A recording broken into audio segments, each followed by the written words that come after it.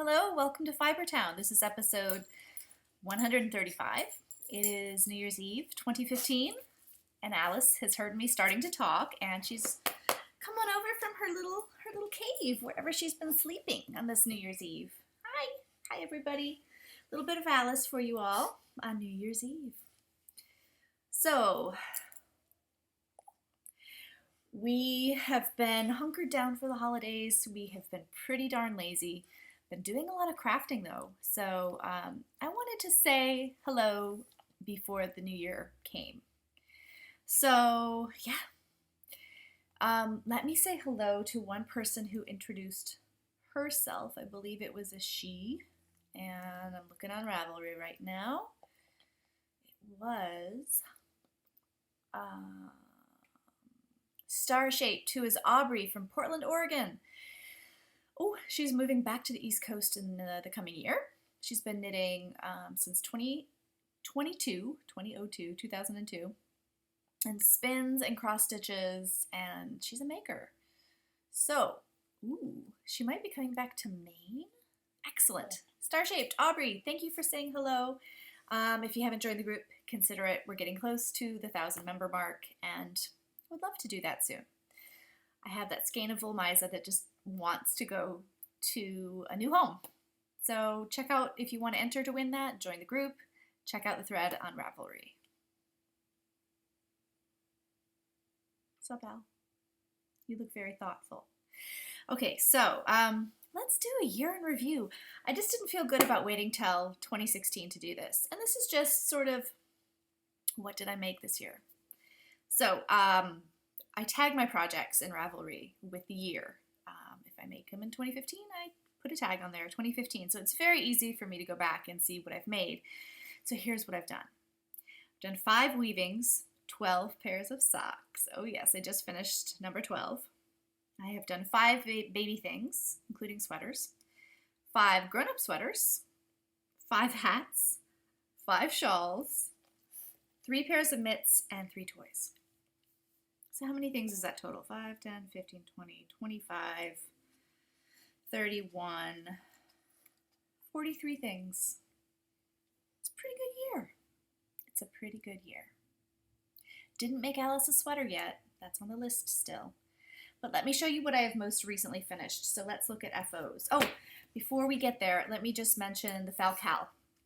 I'm not going to draw for the last drawing today. I'm going to wait until the next time I record.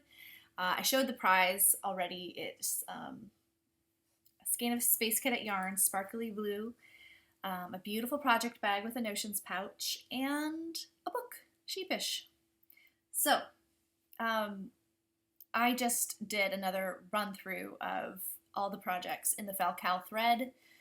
They're amazing. For some reason, Ravelry stopped letting me like things. Once in a while this happens, so I'm behind in my likes, but I've liked everything possible until it shut me off. So, you guys are amazing makers, and thank you for sharing what you've made. Okay, so let's see. I made a throwing star, a shuriken. It is out of some Highland Handmaids hand spun. Ooh, speaking of Highland Handmaids, I signed up for my very first ever fiber or yarn club through Highland Handmaids. And her fiber club sounds really cool. I've spun her fiber before, it's very well prepped. And I'm going to get a monthly delivery to my house. And you can pay monthly. So if you haven't checked out, go to her group, take a look at what she's got available. She has tons of different types of clubs, different price points and everything. Anyway, so this was some Highland Handmaids mixed BFL. It's got very subtle hints of coral and mint. It was a lot of fun to spin. I knit a hat for my uncle out of it. So coral, mint, and brown. And this is the Shuriken of Plushiness. I think the pattern's just called Throwing Star. It's by Elizabeth Green. I think it's just still says Elizabeth Green Musselman, but her name is changing, I do believe. And yeah, this is from her Kung Fu Knits, and Oliver, my son, I love it when she does this with her arm. That can't be comfy. Oliver, my son, has been requesting one of these for about a year, so I finally bit the bullet, knit myself a throwing star. And somehow the first arm I did in garter stitch and the rest are in stockinette. It just adds a little character. So as I was knitting it, I thought that these were going to be like, these were poofed up too high. It's okay though, they're fine. Yes. Okay, my other FO. I call this her bartender bring me another pose. Usually she gets it really loud. How you doing, girl? Okay, beautiful opal cake pop, sweet and spicy.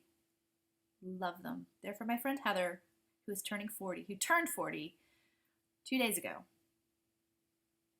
Don't expect these every year, Heather, because I love you, but I want socks for myself. It's been too long since, I don't think she watches, been too long since I've knit myself socks. So that was kind of the first order of business as soon as these were done. Kind of a short cuff, and that's okay. I really love these. I have enough probably for another short pair for myself. And yeah, I think that's going to happen sometime. That can't be comfortable. You want to scooch in a little? Scooch your booty. Scooch your booty. There we go.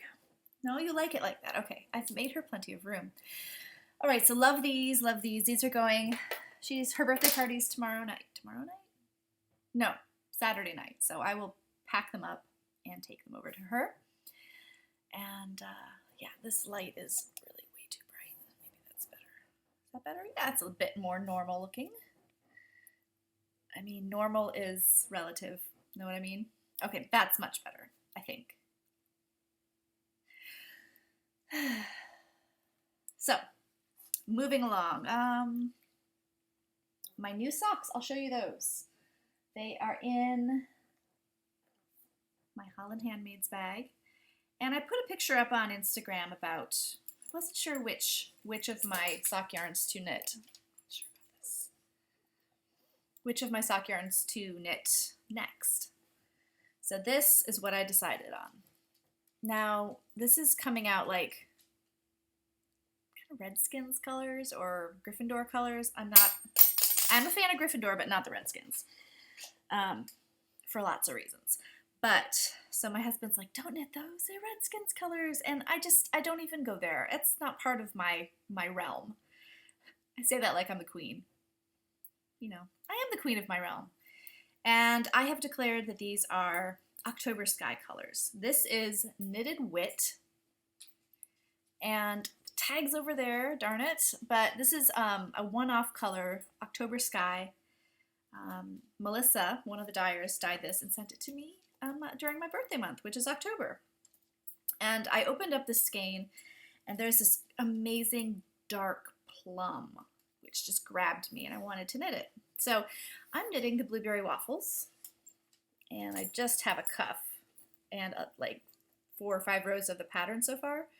I'm only going to do the Blueberry Waffle pattern on the front of the sock.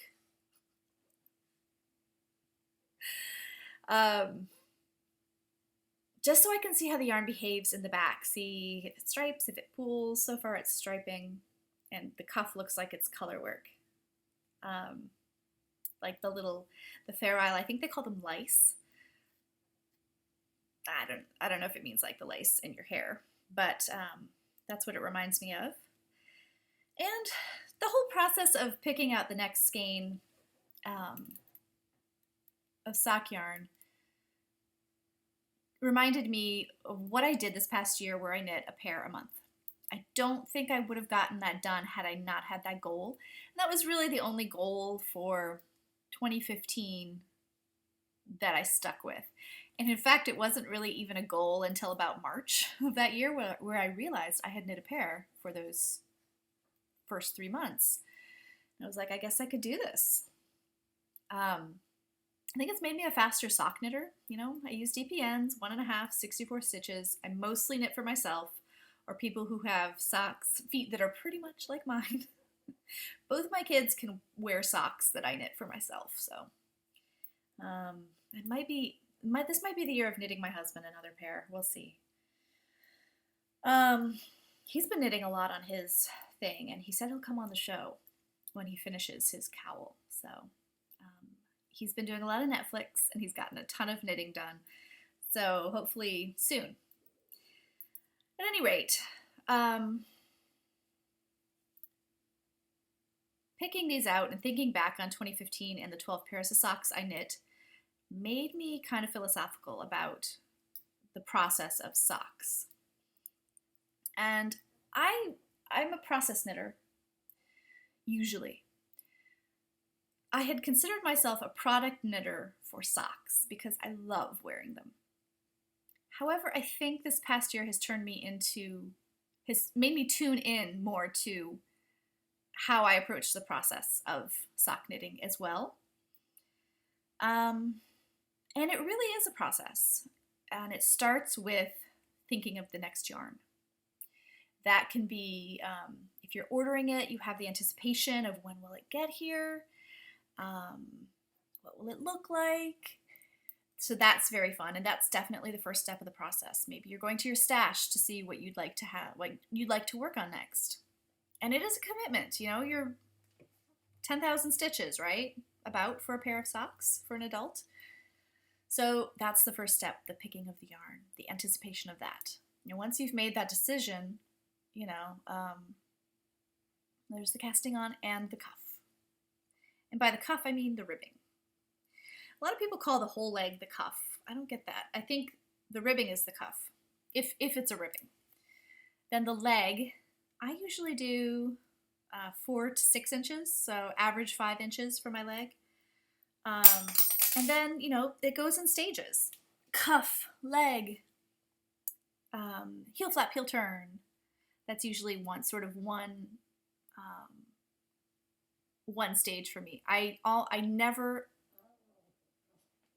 Sorry, I have a dog behind me. I don't know if you heard her moaning.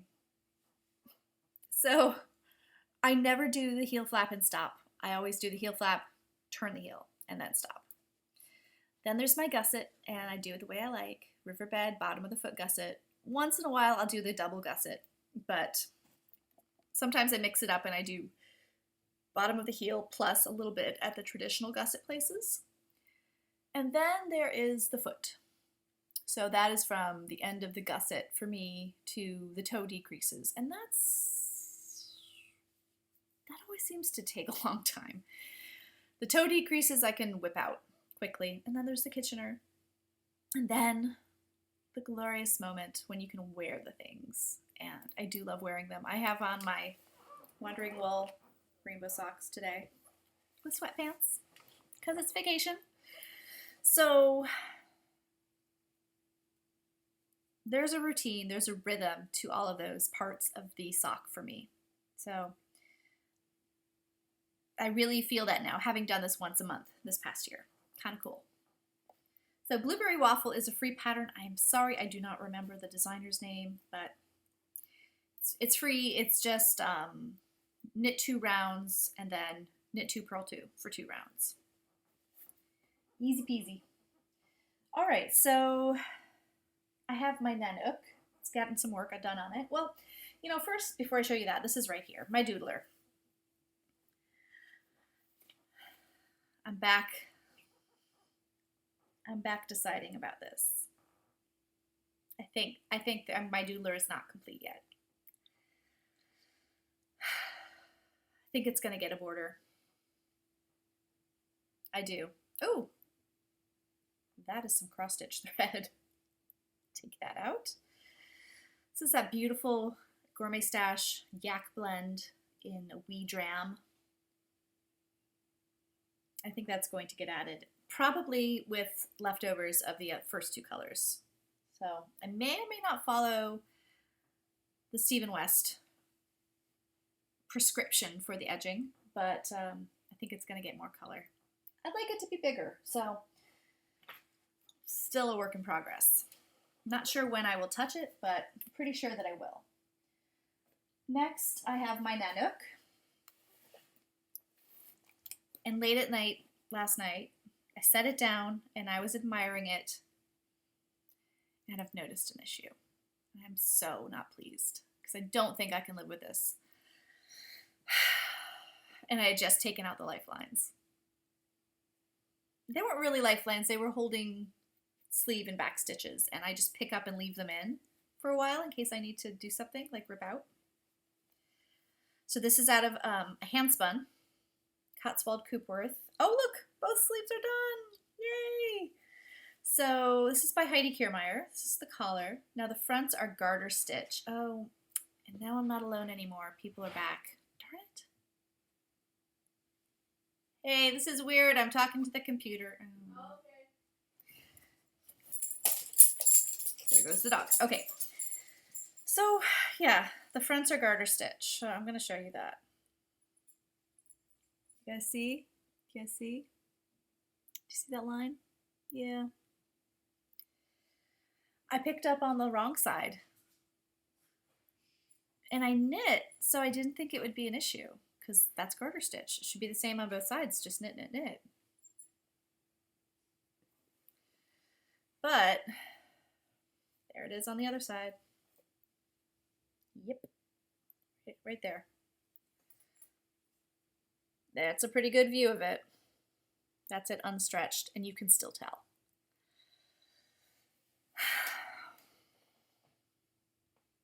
Those are just the fronts. Now, that's a good 10 rows that I would have to rip out. Plus, it's tricky because I would leave some stitches live in weird, tricky spots, like under the arms and so forth.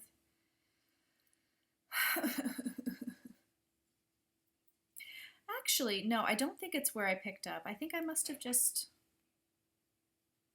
been drinking too much Baileys. Well, I could drop down on both sides. It's a good 60 stitches on each side. And I do have a fix-a-stitch, which makes it easier to fix things in garter stitch because it's got crochet hooks on both ends. I could just drop down. I might try that. Because what have I got to lose? If I do it the other way, I have to rip anyway. So I think I'll probably try that. I can't live with that line. But the sleeves are both done. I tried on, but I think the needle would come out. This is being knit on US 6s, my marbles interchangeables. I still really like these. And I noticed something because I've been knitting with the DPNs a ton. I tend to push when I knit. I wish I could get these in sock sizes. I don't know if I could. Sorry. I wish I could get the marbles and the DPNs in sock sizes. Anyway, I tend to poke a hole through my index finger, and I don't think I would have that issue at all, because they're sharp, but I don't think they'd poke a hole. Okay. What else do we have? The last work in progress is my mitered square blanket of awesomeness, and I succeeded. Oh, put a book in here. I succeeded in doing a square per day in the Advent. So I have 24 new squares. You've seen most of them, but let me show you the ones that are brand new. This is where I store my stitch markers. It's a little pouch I made. Okay. Do I have? Yes, okay. This is a German yarn from Schnuffeltier. I think that's how she says it. She has the Passionate Spinner podcast on YouTube. The light is really not showing the beauty of this one. Lovely, lovely. What else do we have? Could that be the only one? Oh yes, this one too. I think this might be a No Makers. And then, oh, I went the wrong. Cannot keep track of my blanket. Oh yes, we have these two. Boom, boom. And yeah, that's it. So I'm gonna do a New Year's cast on for a very happy big rainbow square. Probably tomorrow during the day. So, spinning. My friend Sarah's Ashford Country Spinner came to live with me, and I'm sitting on the yarn I made with it. Look at that. So this was an Inglenook fiber bat. There we are.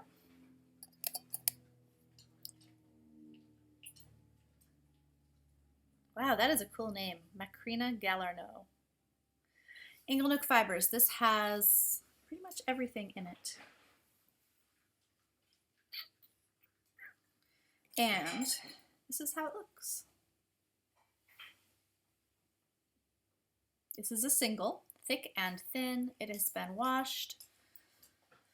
It is crazy. I tried to do coily beehive type things. Look at that right there. Some of these areas are super energized. But it was fun. It took longer than I thought it would. It's got some beautiful sparkle. Again, see if this is more accurate for the color.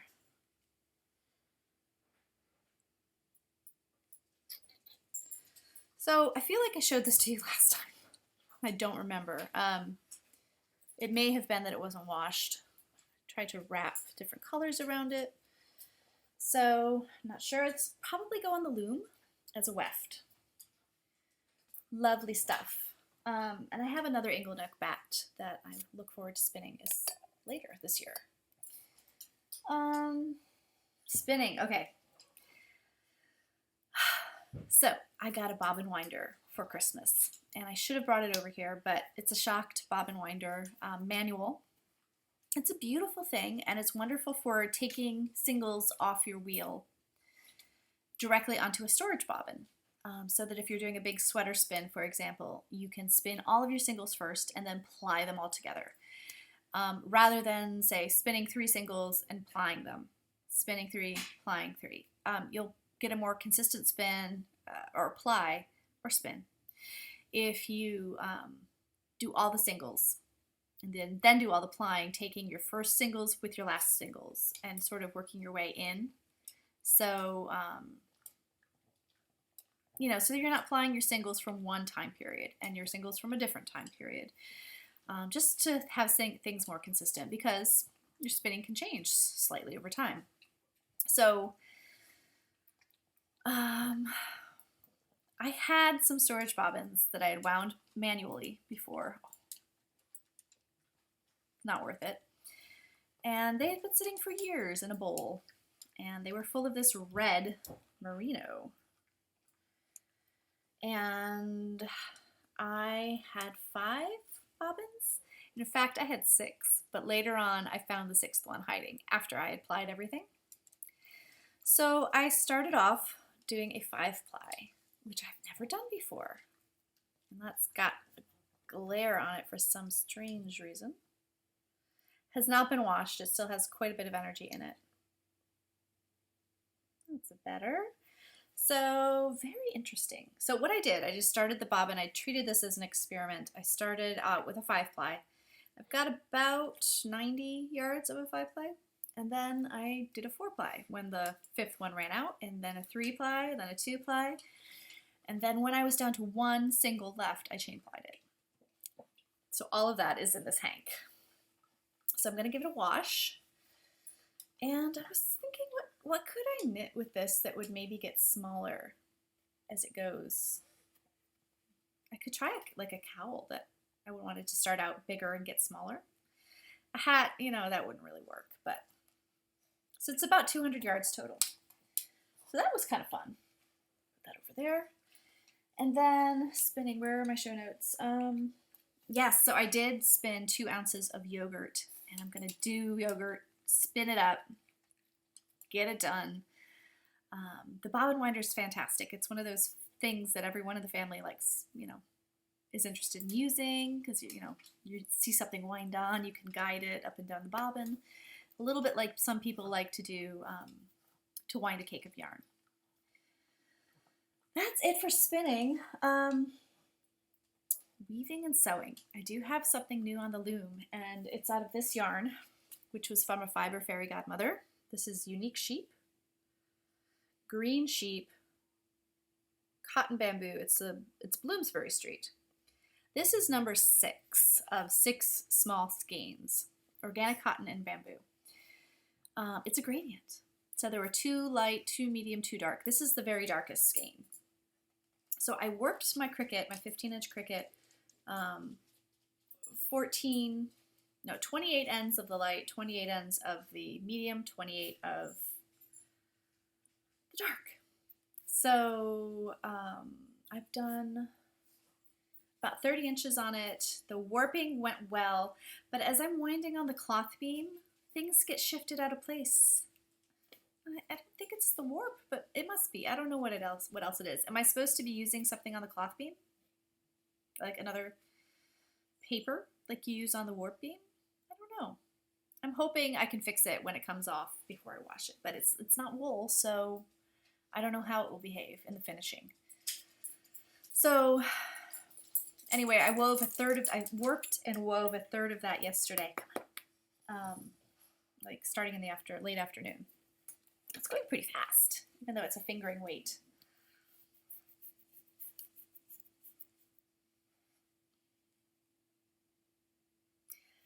Oh, Alice. Okay. Sewing.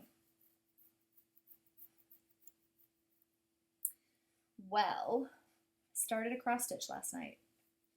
And I believe I showed you my Star Wars quote cross stitch last week.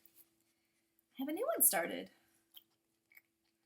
And I'm just using an alphabet that I found online.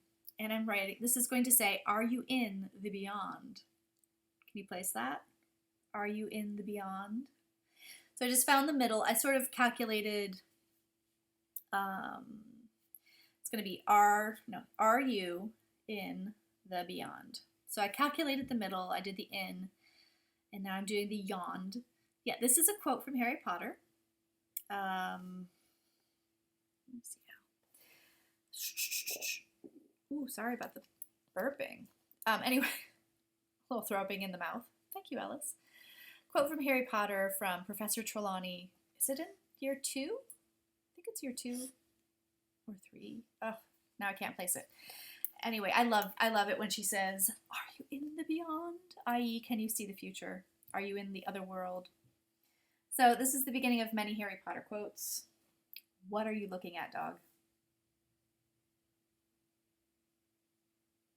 Who knows? Then I started a little mini quilt top. I got some, oh, hang on. Again, inspiration from Schnufeltier. Teresa. Look, I don't even know what this is called.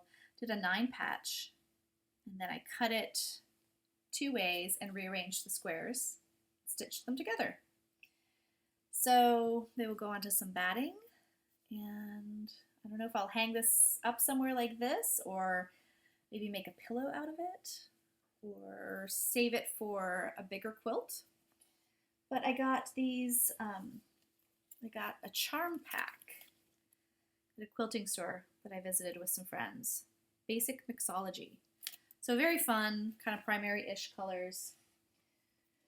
It's fast. I want to get this book, Modern Quilting as You Go, Made Modern, and maybe try a lot of techniques in there and make a quilt out of those. And the last sewing thing I have is this. Ugh. These are my barn raising quilt squares. I've started to sew these together. 9 on one side and 9 on the other. I have exactly 18. This is just a pillow that I'm going to cover over. Yeah, I have no interest in knitting any more of those. I don't want to make a quilt. You know, the reality of a knitted pieced quilt is this. I can tell you because I've done it. They come apart. After years of wear, you're going to be restitching some of those seams. It's just kind of the way it goes. Fact of life. And I'm not interested. So I'm going to sew them together. Use it maybe on the back of my spinning chair. something nice to rest on that I've made. And one side is going to be variegated. That's the side I showed you. And the other side will be self-stripings. So, acquisitions. Well, I got a few things in the mail. Got these amazing hand-spun coasters from my friend Kate. There's another one over here that's in use. And then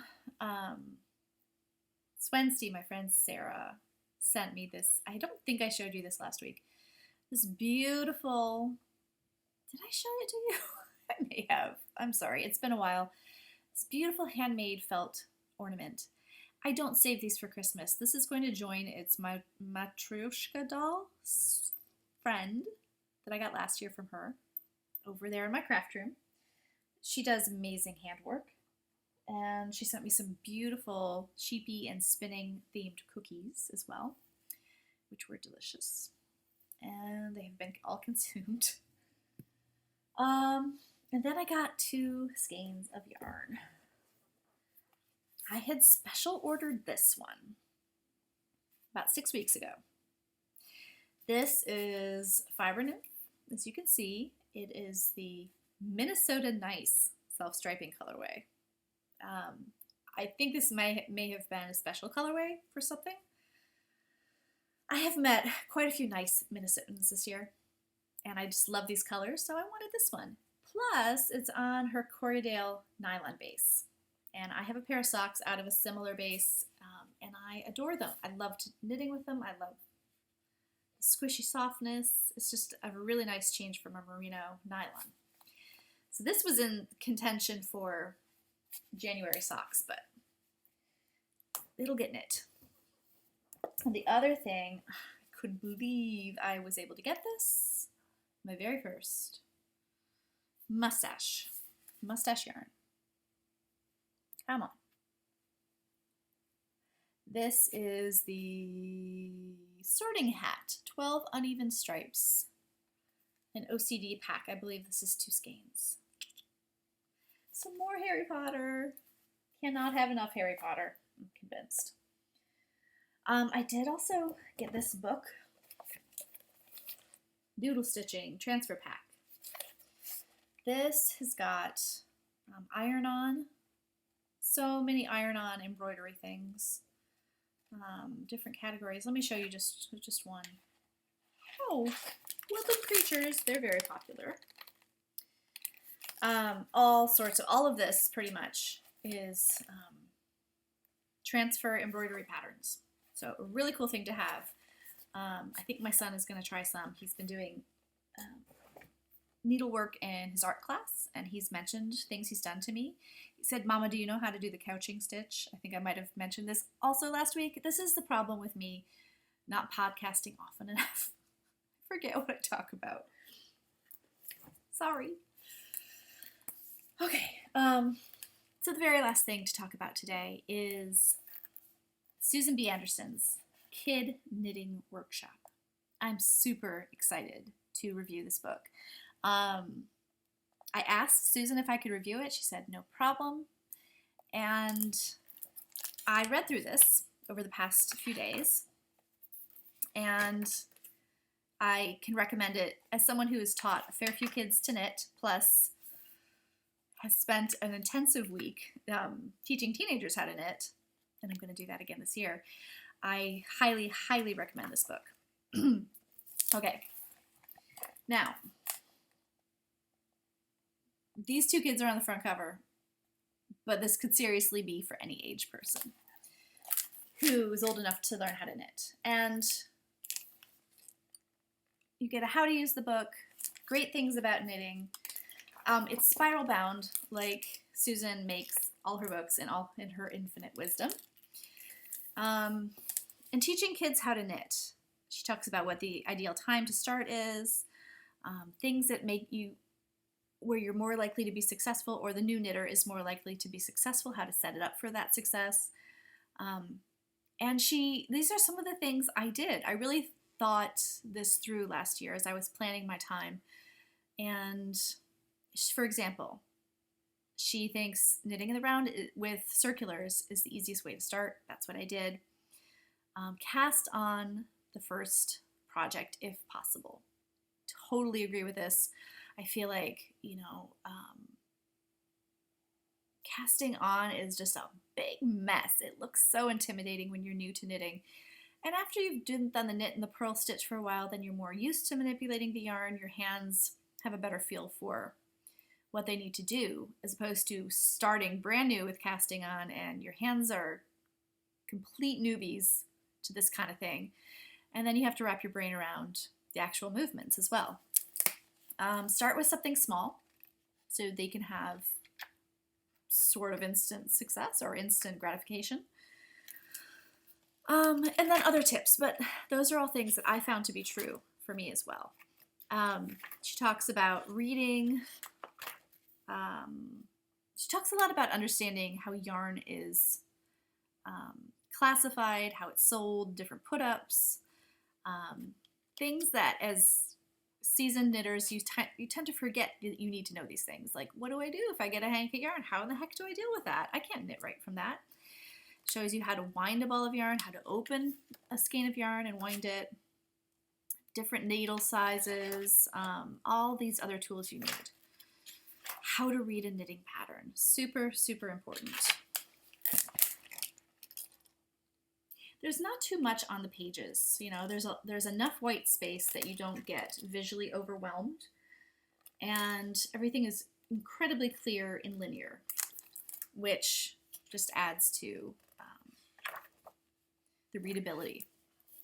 I love the knitted print on these pages.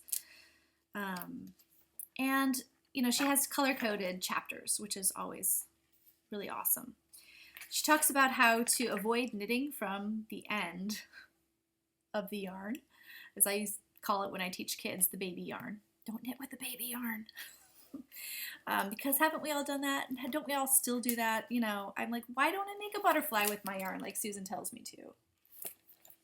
I think you might have seen in my latest socks that I did. Joining in the round, making sure it doesn't twist.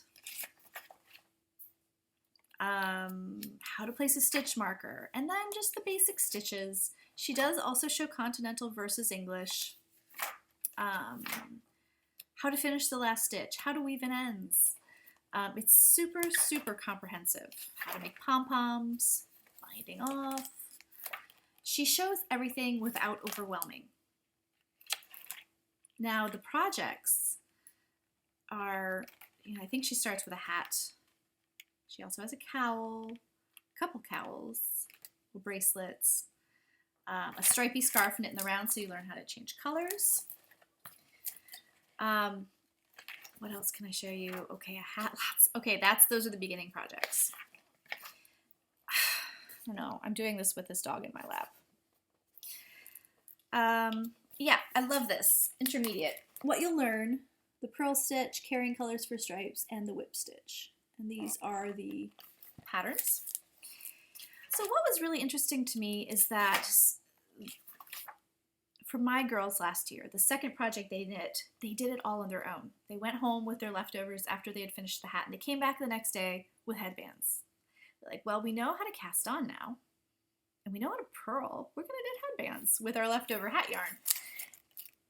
And that's basically what these girls did spontaneously. Susan B. has in this book as well. I was kind of impressed with that. So she's definitely got experience with teaching knitting. Let's see, what else do we have? What else? Oh, I love, love, love this idea. Mason Jar Cozies.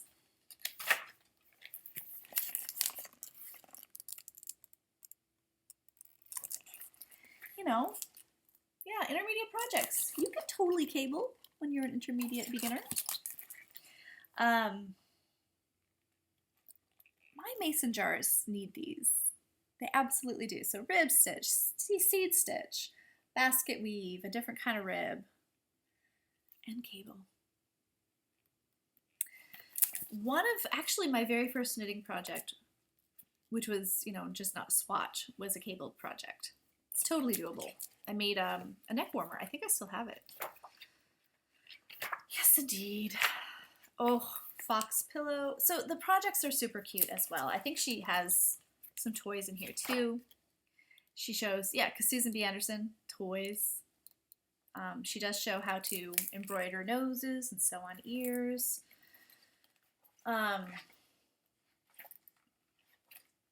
Really excellent. Okay, owl and kitten toys. Cute. So, highly impressed. Super glad to have it. I think my girls, my people, I'm not sure if it's all girls this year, my fiber campers are going to use this book this year because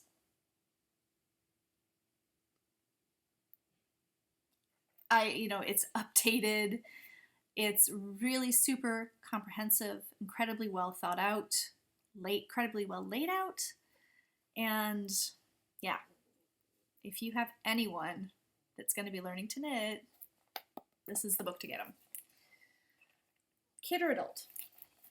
So thank you to Susan B. Anderson for letting me look.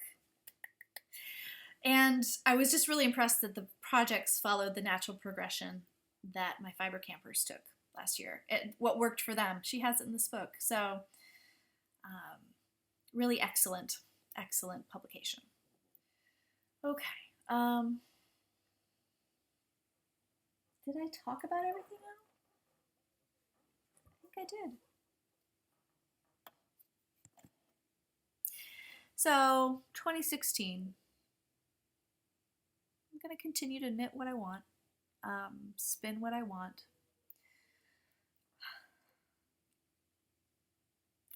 Maybe I'll brioche finally. Maybe I'll finally steek. Those were all on my mind last year. They never happened. Yeah, but there's always something new to learn. And yay knitting. Yay Alice. Yay for naps. Should we have a cup of coffee, Alice? It's New Year's Eve. We gotta stay up late. Alice doesn't stay up late. She goes night-night. All right, my nitty friends, my fiber towny friends. Happiest of New Year's to you all from Alice and Emily. Cheers.